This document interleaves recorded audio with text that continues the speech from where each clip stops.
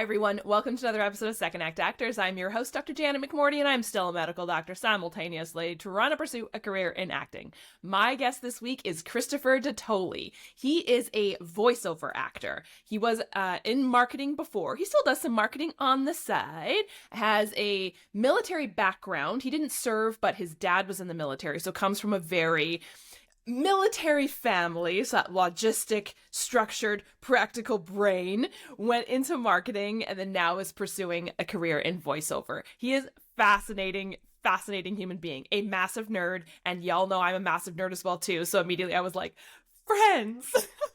And we talk so much about how important it is, especially in the career of voiceover, where you're literally speaking in a padded room, to have such a vivid imagination that I think we nerds are so good at. We play D&D, he does LARPing, we create worlds from our noggins, which again, so key in the world of voiceover, in the competitive world of voiceover.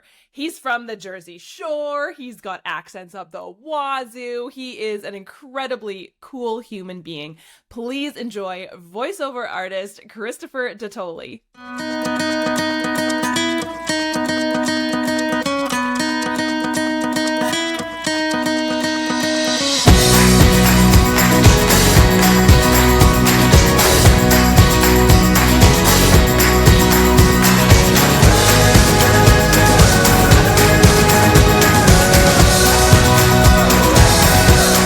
The Jersey Shore Italian, are people just immediately talking about the reality show? Yeah, you'd be surprised, especially since Snooki lives on my street. Does she really? You know what? There are evolutions of people that I really, really like. And you're like, you know what? You're doing great. And you had the opportunity to maybe not do great, and society was like, we're going to make sure you don't do great. And she, at least to me, was like, no, screw you. Yeah. You know, I mean, everyone looks like, you know, everyone in their 20s partied. I mean, you know, who didn't? I mean, so, yeah, I mean, everyone always says like, oh, not so much lately. I just say like, oh, yeah, you know, Snooki lives on my street. The salon that JWoww owns, my wife went there for for the day of her wedding. Oh. And the situation, my best friend's company, he does Christmas lights, and I did a few voiceovers for him.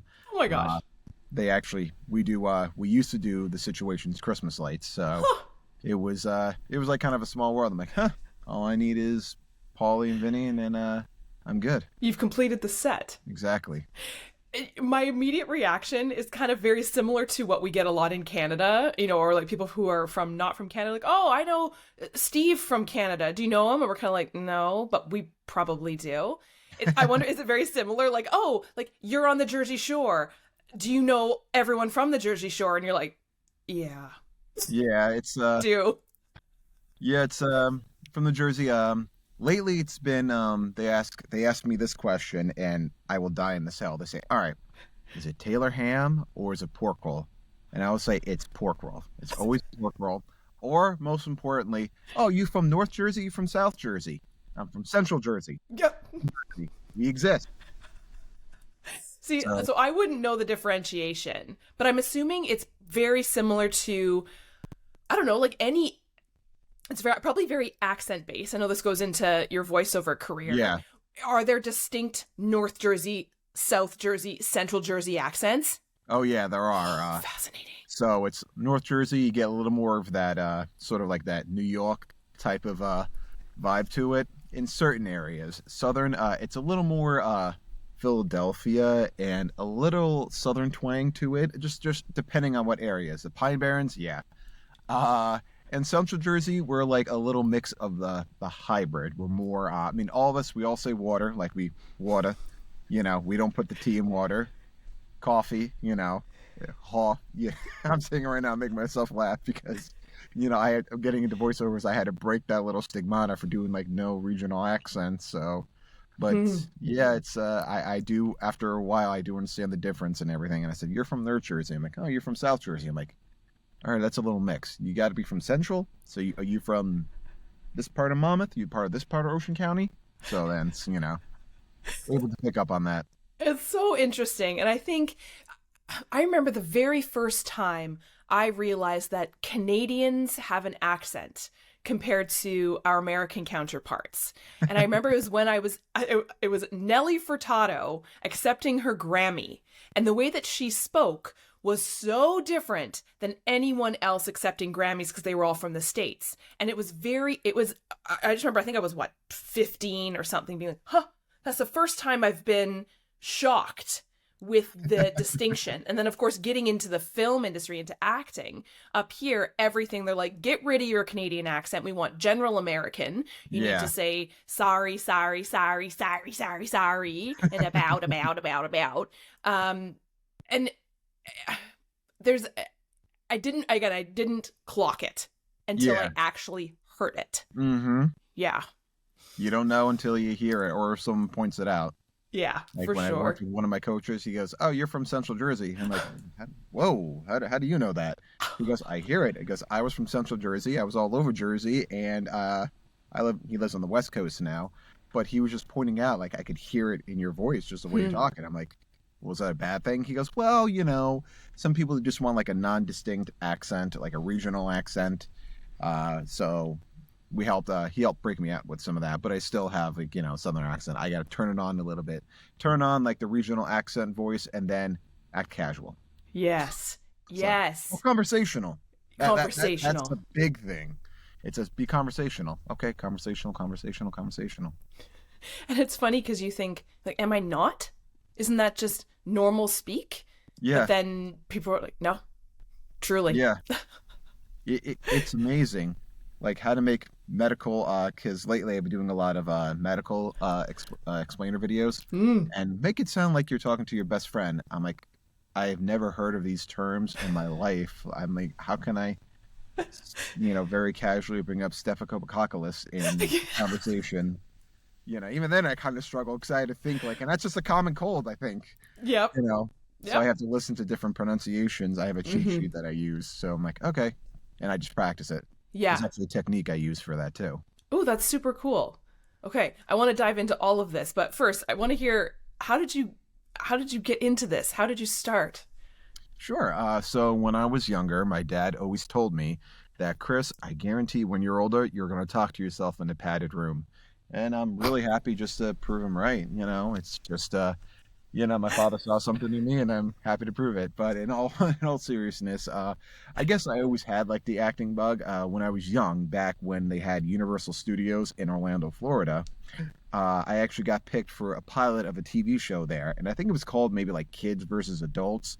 And the project eventually got scrapped, but that was like my first taste, and I did a lot of theater. Then one day, a friend of mine introduced me to a website called Voice Acting Alliance, and I did a few like fun projects, a few like unpaid radio plays, and a publishing company and an author heard my voice, and she said, "Listen, I want to bring one of my books to an audiobook.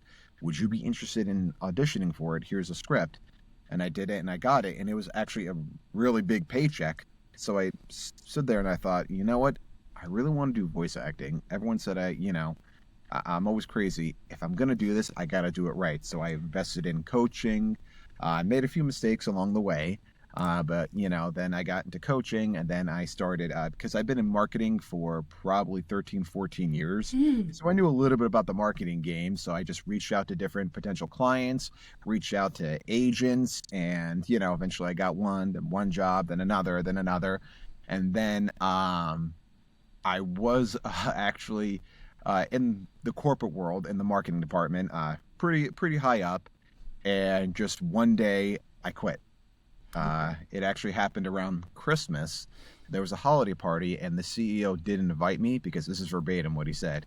He didn't invite me because he was afraid I was going to eat all the food. What? That's exactly what he said. So I said, "Oh yeah, I quit." And he goes, "Well, hey, hang on." I'm like, no, I quit. I just walked right out. Abandoned everything I was working on. Oh yeah, it was very offensive. He was a big jerk. Yeah. We'll pull aside and I'll say who it is and everything. I just don't want to badmouth people, but Jeez. I decided to pursue voiceover full time. And being a single father with two daughters, living in a small apartment, isn't really it was a little scary. But I just went in full deep. I don't recommend going this route, I just started doing more voice acting, more voice acting. Then, I got a few jobs, then a few more. And luckily, it was able to sustain our way of living. I mean, it was very, very rough. But, eventually I got more and more jobs. Then I got a few more agents. And then somehow I got involved with on camera work and with modeling. Now, when I say modeling, it's not impressive at all, my resume with modeling. I'll tell you in a little bit. But I just got more and more jobs and just started auditioning. And here I am today. I'm able to do voiceover work full time.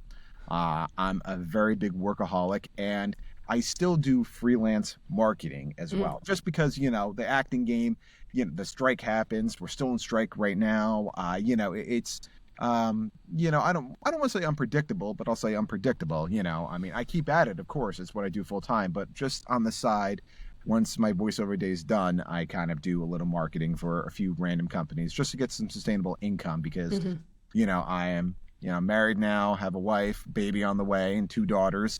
So, daughters get pretty expensive and, living in Jersey, and I'm always investing money into my voiceover business, constantly, getting more training. And sorry, that was a really long-winded answer I to love your it. question. Like I said, I'm Italian. I could talk forever. I just see my hands are going crazy. So yeah. Well, it's interesting. I think there is something to be said, and I think this is a big vein that comes through a lot of people who changed careers later on in life, who are doing the other job still simultaneously, right? I think, Mm-hmm. I don't know about you, but I mean, I still practice medicine. I mean, because the acting thing is a very, like you're saying, it's unpredictable. And I am a Mm-hmm. person who does not thrive under unpredictability. I need to have some steady Yeah. income, steady scheduling. And then it allows me to take the pressure off the acting to provide me with that predictable, income and life. And so it just Exactly. becomes more fun. Mm-hmm. Yeah. It's just only because it was a really scary time, and I told myself like I never want to feel this way again. God forbid this happened. Or I don't know. I try not to say anything stupid, but maybe I took a picture with someone and he was very controversial, and then I get shan for it because you never know, Mm-hmm. and I at least want something to fall back on. Yeah, absolutely. At least I'm still sharpening this one tool in my tool chest that if should I ever need it, it's there. Mm-hmm, for sure.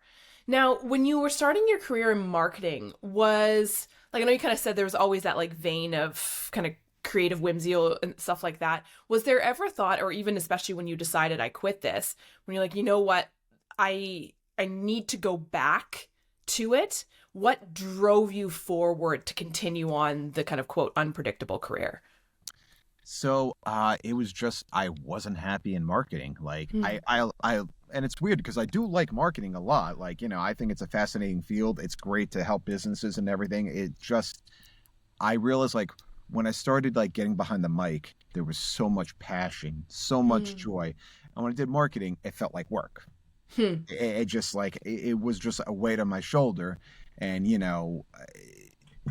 I just flat out really I guess I say like didn't like that feeling. And I remember just looking around one day, the day before, the day I was going to quit, and be like, I'm really not happy here. Hmm. Like, and I'm thinking to myself, like, can I do this? I'm like, can I do this? And that was the push I needed. So, although that CEO was a big jerk, he kind of like helped push me a little bit. Be like, yep, that's what I want to do. I never want to work for a person like you again, Yeah. you know? And yeah, I rather donate my life to something that gives me joy. And also, maybe a little cliche, but it's also my daughters. I kind of wanted to show that, you can reach your dreams, you can pursue them. It's just going to take a lot of work. And for me to give that up, I'm not really setting myself up for a good example. Hmm. Yes, my kids today, they're like, oh, your dad's an actor. Yeah, they don't care at all. It's like I'm going to work. So, but I'm a constant workaholic. I'm always like I'm actually forcing myself to slow down a little bit right now because my wife is due in like a week or two. Oh my gosh. Yeah. So yeah, again, I'm sorry, long-winded answer to your question, but Not at all. hope that answers it. Absolutely. I'd love to know more. And you kind of mentioned some of the, the teachers that you've had, stuff like that, made some mistakes as we all do and like the learning of this industry. But Yep. tell me more about that. Like, how did you learn how to build this career when you didn't come from a traditional theater school background? course. I just did a lot of research. I just Hmm. did a lot of research on Facebook, online. I just networked with a lot of voiceover professionals, those who were starting off, those who were well developed in the field. Eventually, I came across the Global Voice Acting Academy, also called the GVAA, which is a phenomenal group of very talented voice actors and coaches. I took a lot of classes with them, and just asking questions too. But whenever I would ask a question, I would do research in like the Facebook group and say like, did anyone ask this question? Maybe I could, Mm. because there's a lot of times, people would ask the same question over and over again, and a lot of people would say, hey, this was already answered if you look up over here, because everyone's time is precious, and everyone needs to be respectful of other people's time and never be like, what's the word I'm looking for? Never be or like act like if you're owed something, you know, Mm. because if you look up the Bob Bergens right now, the Steve Blooms, the Mark Hamills, all the famous voice actors right now, Joe Cipriano, Mark Rao, you see nothing but success, but you don't see how they got their start. Mm. When they got their start, there was one established voice actor who gave blood for the first year and a half starting off just so he can afford his rent. Just kind of understanding like it's from humble beginnings. Never be, I call it braggadocio. Never be braggadocio. Always be confident, not be conceited, and be humble. And just eventually networking. Till to this day, I go to a lot of chamber of commerce groups, just network myself like crazy and say, even something as simple as now this is the marketing side of me with all my social media channels.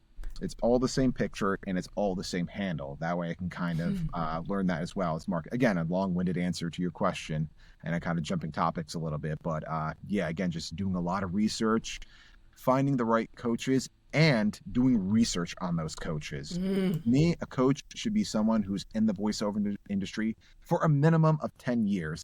So they understand the highs and they also understand how to navigate through the lows. And someone who's also represented by several accredited agencies and who's also done a wide variety of work, not just anime, not just audiobooks, not just, their bread and butter or their niche can be, audiobooks, but they've done a wide variety of those voiceover films or even on-camera roles as well. I think that's really very good, like pragmatic advice, I think, because a lot of people are out there seeking coaches and they don't know how to vet them. So I think there is some criteria. I think that's so great, as opposed to just you get a vibe from them. You're like, yeah, sure, but like give me their credentials. Exactly. Let me hear from their students. There's actually the guy himself, he's maybe not a great human being, but Jordan Belfort, who made the movie The Wolf of Wall Street, he said, "Don't judge me by my winners, judge me by my losers because I have so few." And that kind of stuck with me. I'm like, let me listen to his students. So I asked, hey, look, I'm listening to take, sorry to bother you, I'm looking to take voice coaching from this coach. What do you know about him? How are his methods? What does he do? And some people say like, he's okay, or you know what, it was a little impractical, or he's phenomenal. He pulls emotions out of you, but he's expensive. You just got to be aware. I'm like, okay, that's great feedback. So just anyone who's looking for coaching to vet their coaches, ask their people they coached under. Also interview your coach because it's a relationship you're building with someone. Say, all right, what are your credentials? If you don't mind, what are some of your credentials? Hope you don't mean to be offensive. I just, want to find the right coach that's going to help me out, especially. Yeah. Tell me about, what is it you love about voiceover? You said as soon as you got behind the mic, you felt that passion. What do you love about it? I get to work in my pajamas every single day. That is so underrated. It is, yeah. No, it's actually, that's something I don't do. I don't know, maybe it's the military in me. I always have to make my bed. I always have to get dressed first thing in the morning. It's just a sense of power and pride and just so much joy to bring characters to life. Because I remember playing video games and, connecting with those characters. And like when something bad happened, I would cry. When something happy would happen, I would be excited. And just to understand, like, I have the power to do that. By using my voice, using my emotions, I can connect with my audience out there and help bring emotions out of them. So it was almost like pretty powerful when you think about that. Like, people are going to hear my voice, never mind the monetary value, but just, the ability to just smile, act, just feel all that joy with just stepping behind that mic. And that's what I get. And I still get that to this day. Every single time whatever it's a medical narration or if it's for a video game, I still am. I'm so happy. I can't picture myself doing anything else. And most importantly, it doesn't feel like work. There's a quote that I love, like saying, I think it was from the guy who made Sam Adams beer. He said, if you love what you do, it doesn't feel like work. And I haven't worked in 30 years. Like, that's a great quote. And I felt like I haven't worked in over 10 years. That's really cool. Something that I don't have much voiceover experience, but I've talked to other voiceover actors, and something that I find really interesting that I never really clocked until, again, I'm like visually seeing where you record. How, do you have the most vibrant imagination ever? Like, this is such a loaded question, how do you put yourself into the video game to be this character when you're literally surrounded by padded walls? So I say having a big and vivid imagination definitely helps you out. I used to do LARPing, which was live action role playing. Yes. I'm a nerd. I play Dungeons and Dragons. I'm a big nerd, I don't know how I wound up getting married to my wife. Just the opposite, but you know what? Nerds are the uprising, right? We are. We are. I did it before it was cool, but nah. I definitely having an imagination. Usually when you get a script, there's like a background of the character of who they are. And most importantly, I have a playlist of certain ambiance music that kind of sets the vibe for me. Ooh, so cool. There's my favorite classical song. I don't know if it's your song, but music is the Moonlight Sonata. It's just something that connects me to every single villain role I ever played. Just listening to it and just taking deep breaths. A little bit of meditation can certainly help you out, but just feel like, and I will pull emotions out of me. I'll just get myself dark, and then I'll imagine these are walls, but I'll imagine this is my lab. This is my mind. It's not so much walls, it's my mind. And this is what I'm thinking in my mind. I'm getting darker. Or if I'm playing a hero, I pull from any experience I did when playing kickball, when playing any type of sports I played, or playing any video game I played, or D&D too, pulling emotions like, all right, here's what I'm doing. I'm saving. I'm the orc. I'm doing my last life to save everyone. And there's also a trick that I use, and it does help out with video games, but it's mainly like commercial narration. I have 5 pictures. I took them down for right now, but there's 5 pictures I have. One's of my best friend, one is my wife, one is my mom, one is my daughter's. I think it's my daughter or my wife, and other one is someone who I hate. And every time I read, I look at them, and I will pull out different emotions. Like the way I talk to my best friend is completely different the way I talk to my mom, or the way I talk to someone I hate is completely different the way I talk to my wife. And just talking to them, of course, keeping the eyes on the script and everything, will just pull out different emotions, and that helps me out a lot. Like if I'm fighting someone, all right, the guy I hate, you're right there. All right, if I'm being a hero, all right, my daughters do everything for you, you're right there. Or my daughters make me mad, all right, you're the villain right now. I'm channeling you, and that helps me out a lot. But of course, music and having a big imagination certainly helps. That is so cool. That's incredible advice. I've never heard, you always hear about, and this, I would think this works for on camera as well too. Well, in this world of self tapes, right, where we're trying to connect with a Zoom camera and stuff like that, and I have little Post-its that I put all over to stare at a drawn set of eyes. But that's brilliant. I'm 100% taking that. What a great piece of advice. That is so cool. One of my coaches taught me that, and we are the product of our teaching. So it's just amazing. A simple little piece of advice can go such a long way. Yeah. And do you have? Go ahead. There's also I'll show it up there. It's like a stuffed animal. I don't know if you can kind of see it. It's all the way on top right there. Yeah. It's actually the poop emoji. And when my daughter was young, she was like obsessed with the poop emoji. So when I got my new studio, she actually put it up in there. So I will talk to that little fella all the time. Oh my gosh. You know what? That like it really does. I don't even know where this is coming, but like it humanizes everything. Because I Yep. think again so much, and my next question maybe is about this. About have you noticed changes in your industry since the pandemic? Since there's been a lot of shift to virtual, have you noticed like things like that have been able to keep you human in a very tech, like voiceover is very tech heavy. Yes. Absolutely. There's also been a shift from like the way they do commercials.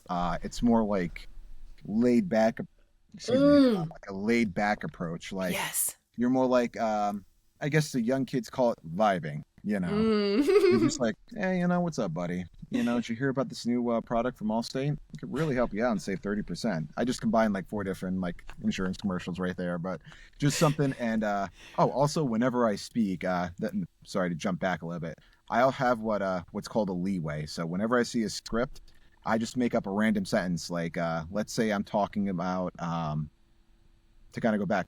Let's say I'm talking about some type of medical product that's coming out that's going to revolutionize the industry. I'll pretend I'm at a convention and I'll have a leadway. I'm like, hey, everyone, thank you so much for coming. I really appreciate it. Actually have sound effects. One of my coaches, he got me into this. I'll have sound effects of people clapping like, thank you, everyone. Thank you for coming for my TED Talk. You know what? And then I'll talk right into the script. Having like a little leadway that also humanizes the script a little bit. Mm. Even for a video game, adding a sentence before, or even a few words, just kind of help you jump to the script. It's what they call a leadway. And to kind of stay relevant, again, I brush up on all the latest trends. And I do notice there is a lot of, I don't want to say fakeness, but there's a lot of people claiming like, oh yeah, I could do coach, or entitlement. That's what I'm looking for. Mm. People are like, oh, I want to do this. And especially a lot of the bad pay to play sites are kind of getting more mainstream. Hmm. And being on those can actually hurt you with getting agents. So I just constantly do my research. I try not to make waves. I listen to every single topic, whether it's, positive or negative. There's a number of podcasts I listen to. One of them is called the VO Meter, which is by two colleagues of mine who are great. And again, just constantly do research, try to stay a step in the head. A great quote by Wayne Gretzky is, don't look, I'm going to probably butcher it, is a good player doesn't know where the puck is and knows where the puck is going to be. So I probably butchered it, and I'm such a hockey fan, I'm going to get yelled at this by my family. And as a Canadian, I'm very deeply offended if you did our national treasure. I'm just kidding. I have to look it up because I know it's like he doesn't know where it's going. He knows where it is, knows where it's gonna go. So it's kind of like, this is where I kind of see like where things are kind of heading by the way the trends are. Yeah. So just staying on top of that, and also there's I'm sure you know of it. It's iSpot.tv. I go and listen to a bunch of commercials on there that just came out and kind of listen to the tone. My wife hates this, but every time a commercial comes on, I'll actually pause it, rewind it, and record it with my phone and listen to the voiceover. Just something as simple as that, really helps me out, and that's kind of how I stay ahead of the game.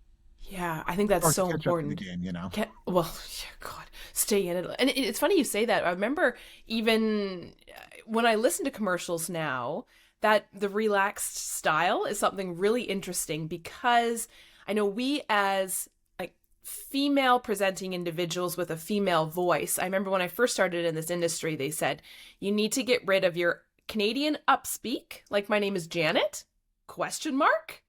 But also you're like, and that's how we Canadians talk, is very like, I'm going to the store.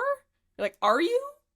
I'm going to buy bananas. Like, it's all very questiony, but then also adding in the female vocal fry, right? Like, hi, welcome to McDonald's. And I remember when I first started, it was like, you need to get rid of that. But now I think, and I wonder if it's due to the fact that the people who are the consumer are now a generation, like I'm an elder millennial, are becoming these Gen Zs who want to hear how they talk. They don't want to hear voice of God, old white British dude Yeah, anymore. They want to hear someone else who sounds like them, who's also going to purchase this item. exactly. That's Yeah. exactly what they want. It's connecting with your audience. So Mm. essentially, I'm fortunate enough that I can actually go in a higher tone. Mm. Uh, that's at least one of my coaches said to me, and I said, do you connect with that? Like, you play games, like, what would your daughters are teenagers? What would your daughters want to do? Like, well, you're talking to them. I'm like, I'm talking to my daughters. Okay, all right. Let me see. It's gassed. It's lit. It's vibing. All right. Let me get all the cool tones. All right. Lay back and just be, because we were like, hey, buddy, you know what? You got to try this. The new Mac Daddy burger from McDonald's. But also keeping it, there's also a sort of cadence with everything, Hmm. like a flow, where the industry always changes, but that cadence and flow kind of always stays the same. Like Interesting. at Domino's, at Domino's, at Domino's, something like three different ways. Like, that can approach a sentence in three different completely ways. Hmm. So, yeah. Interesting. Do you have, and you've been answering this throughout, but your career in marketing, but also your military background, do you notice either of those parts of your life? Have you brought them into your voiceover career? In some way, yes. So I unfortunately never served. My father did, and he always had like a sense of structure. He was always up at a certain time, the same time every single day, Hmm. almost did like the same thing almost every single day, like a routine. Uh, Maybe a little bit, but even now in his 70s, he's still doing the same thing every single day. Wakes up at the same time, goes to bed at the same time, and just that kind of stuck with me. And of course, he's Italian too, so he's very like, flowy, and he's a goofball like me. But it was always like the sense of respect and pride. And he taught me whatever you do in life, you're putting your name on that. So if you do a bad job, people are going to recognize that bad job with your name. Hmm. If you do a great job, people are going to realize that. And he's a contract electrician, does residential and all that stuff. So I would always see him go and do extra with his work. And I'm like, why are you doing extra? He goes, because I'm putting my name on it. Mm. Just putting my name on it.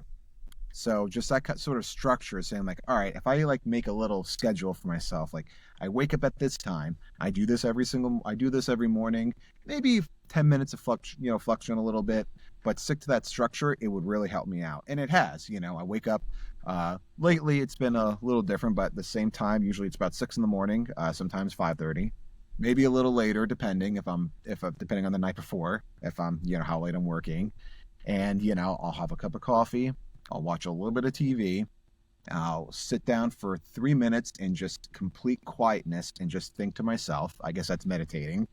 And I'll jump into my work. I'll look at my emails. I'm like, all right, let me tackle this project and jump in my booth and start doing that. And from X time to X time, I do auditions and recording. From this time to this time, I search for new clients. If I have any business meetings coming up or any networking events, I schedule that. If I have any doctor's appointments with my wife, I make time for that. And I just kind of move everything around and adjust with that. But that structure will help you out tremendously. It's just Mm. something so simple that it can go a long way.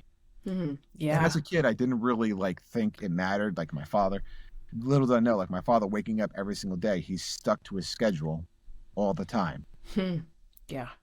And I think what that does, and I find I'm very similar. I find it almost like legitimizes the career, which Yes. you can make very unstructured if that's your thing. But at least for me, who needs again predictability and a schedule, I find that legitimizes it. Not maybe not externally, but more legitimizes it internally. Yeah. Yeah.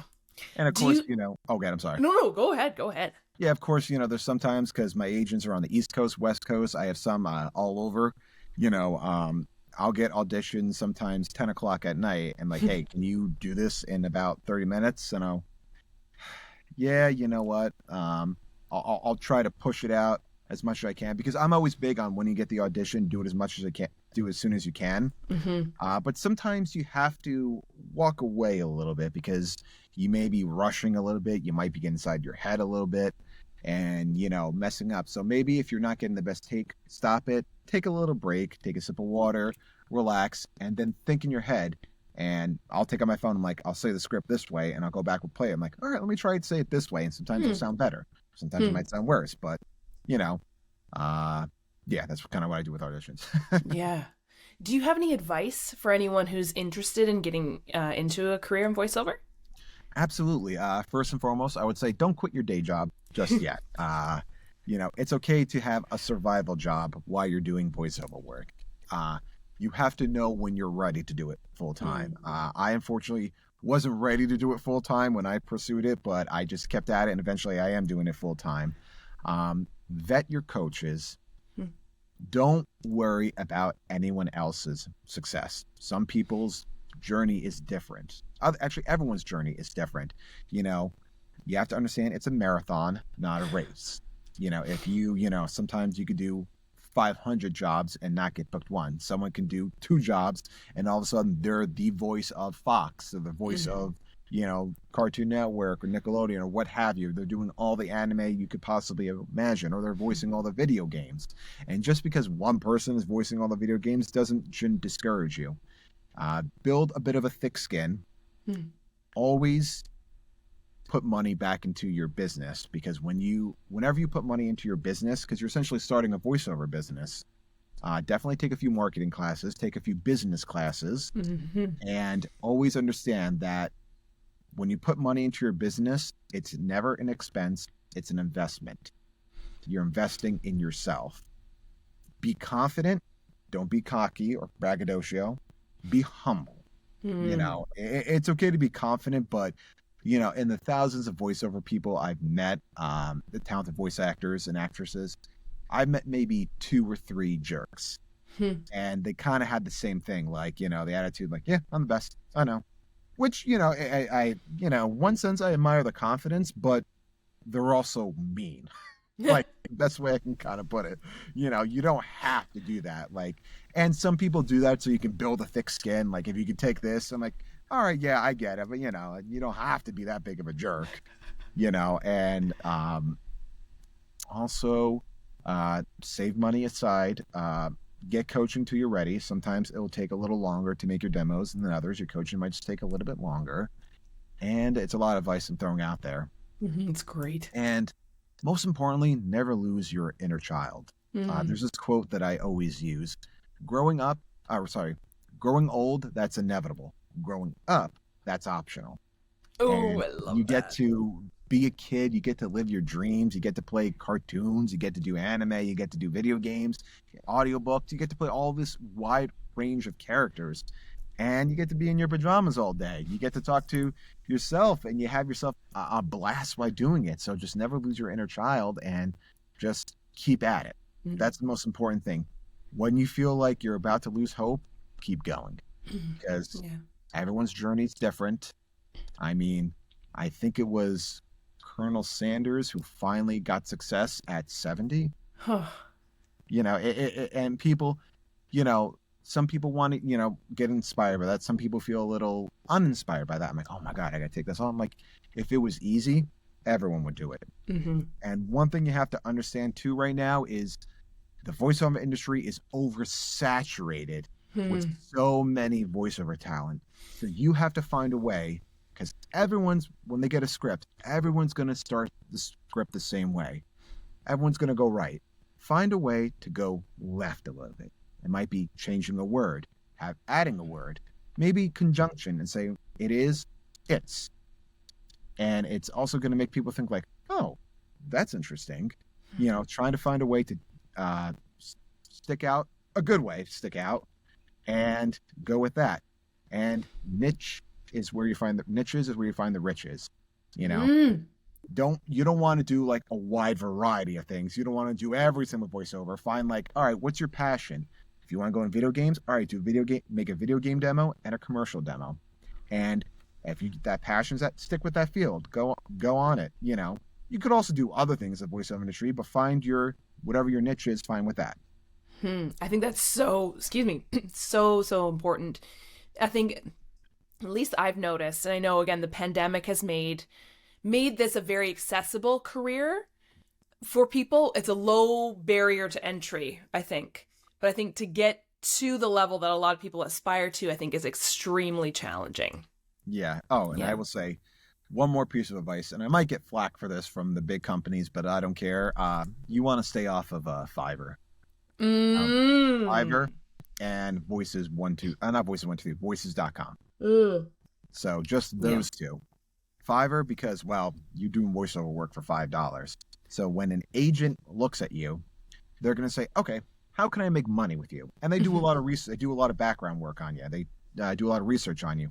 And if they see you're selling your services for only $5, that agent's going to think, well, they're selling the voice for $5. How am I going to make any money off them? What am I going to Right. get? $1.25? No, you don't value yourself. You're worth so much more than you think. Hmm. So stay off of those two casting sites, and you'll go far.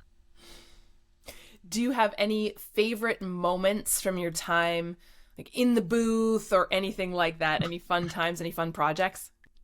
Yeah, a few of them I can't talk about. Fair. I really wish I could. It's just because of the strike, everything's kind of putting on pause, Yeah. so I can't talk about them. Um, I would say doing some on-camera work. I met a lot of phenomenal people. I want to say, even doing background work. Mm. I will do that sometimes just so I can understand like from a different angle. I would say there's an on-camera work, a project I did, two of them. One of them was for, I believe the show is called Five Families, what's talking about, of course, I'm typecasted, the mafiosa family getting started in the 70s. And just the group of guys I was with, we just connected so well. We just had a blast shooting, and that bled onto camera to where our on-camera chemistry worked so well. And another one was again like another crime thing. It's called oh my gosh, The Godfather of Fentanyl. It's streaming right Ooh. now. Hmm. Where I played again like a mafioso, kind of starting off with drugs, but again like the crew I was with, we like immediately connected, and we just had a blast while doing it. And for voiceover, this recent project I was on, I actually got along with like the engineer and everything, the whole crew, and it was just so much fun. There was actually an ADR job uh, I did. It's like, for ADRs, like when you hear for like movies and everything, he's in shows. Uh, the crew we were doing, the loop group I was in, we connected again so well, and we had so much fun recording. It was probably one of the best experiences I ever had, just sitting with everyone. We had such a good time. We were we actually had to stop and take 10 minutes because all of us were laughing so hard, and it's a lot of big names were in it too. So I was just kind of shocked, like being in the room with all of them, like, oh my god, these guys are my heroes, and I'm doing a project with them, and all of a sudden we're all laughing together, and we all shared a slice of pizza together too. So it was just incredible. So yeah, again, sorry for the long-winded answer to your No, I question, love but it. those are, and believe it or not, another one was actually a voiceover role. I can't say what it is yet, but I could say what I voiced was actually a role for a rabbit, and but it was really emotional and Mm. very raw. I kind of played a character where I transitioned from like a goody two shoes to a villain, Mm. and I love playing villain roles because I love hearing all like the old school music and getting into that character and that way of thinking. I'm pretty messed up, so forgive me. you know, I just getting to portray that. I have so much fun doing that. And also another time is actually for a voiceover role I did for Caesarean Studios. It's called Kansu Fighter. I played a role of Khan, who was like the secret villain, and we got to have like a little live session, and it was we were recording remotely, and we just had a lot of fun talking about like D&D and how it relates to the character, and we just like knocked it out of the park, recording and everything, and that was so much fun. Oh, that's awesome. I might not be able to talk too much about it, but do you have anything that you are looking forward to coming up, or anything you'd like to promote? Yes, I'm really looking forward to and unfortunately I can't talk about them. There's four projects. Mm. I would love to talk about them, but I can't. So I would say maybe the on-camera role I did. It's out now. Godfather of Fentanyl. It's on I think the Fox Nation app. I just got a month for free, or I think it was a month. Yeah, a month for free. So I just tried it while I saw it. It was kind of cool seeing my name and credits and everything. So I'm like, oh, that's cool. My wife took a picture of that and sent it to me. Yeah, just check that out. And I mean, I wish I could say like, I mean, if you ever go into like the corporate narration world and you hear my voice on the phone, like answering you, that might be me. I kind of do a lot of like the uncool side of voiceover work.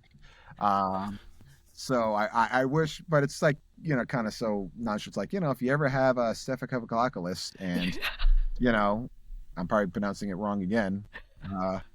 It's a common cold, but, like that. If you ever listen to Microsoft, you ever train with them, I was one of the voices for them. So yeah, those are a few projects. Wish I could talk about more, but that's all I have to promote. It's so No, I boring. love it. It's so funny because I think a lot of people don't realize that side of voiceover, right? Well, I talked to this one voiceover artist who's very, very popular in Canada. Her name's Jodie Krangle, and she's the voice of Oh, I Dell. know. Yeah, everyone knows Jodie, right? She's the voice of Dell computers. Yeah, And you don't really clock it until you're like, oh my God, every time my like computer comes on, like, ding, and there's a voice, you're like, Jodie. yeah. So cool. I think she was at one of my coaches. He has a barbecue every year. I think she was there. She probably this year. was. Yeah. She's just Yeah, wonderful. Yeah, fabulous person. yeah. Do you have any final words of wisdom or advice? This has been chocked full, but if you have any more. Don't lose your inner child. Keep at it. Just make sure you do everything, correctly. And, growing old, that's inevitable, but growing up, that's optional.